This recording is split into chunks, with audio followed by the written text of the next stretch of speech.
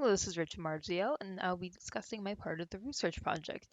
Sound design can be used through either cueing or adding to the atmosphere, and sometimes it can even drive emotion in the player. So this is what I wanted to achieve in this demo. Now here are a few examples I will play very briefly.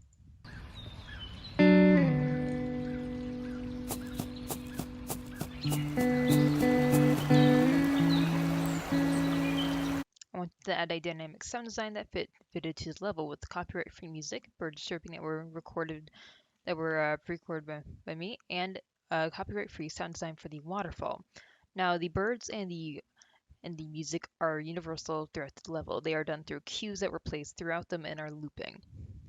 Now here we actually have the cue for the waterfall, and this was actually done to make it so it's not universal by overriding the attenuation and then adjusting the inner radius and the fall off distance as accordingly to how loud you wanted it. Now nextly for the steps of the player, firstly I went and found a few step assets, and here I created a step cue with the two step assets to add a little bit of variety and put it into a random generator and then put them into the output.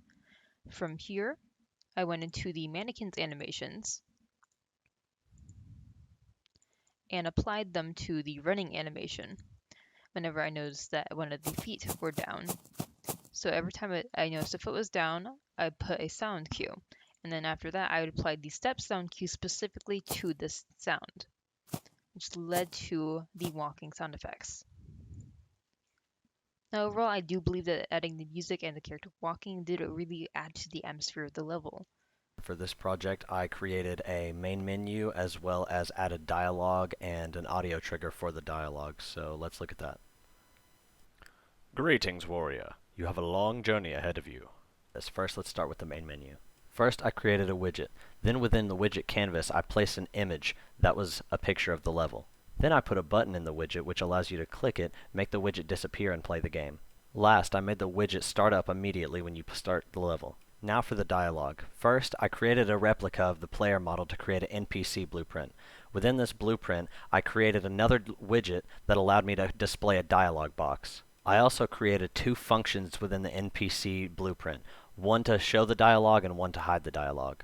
Next, I added capsule collision to my player character in order for it to be able to collide with the NPC. Last, I made the capsule collision interact with the NPC, and if it was interacting with the correct NPC, it would show the dialogue when the collision is active and hide the dialogue when it is not active. I also made it play an audio track along with the dialogue box.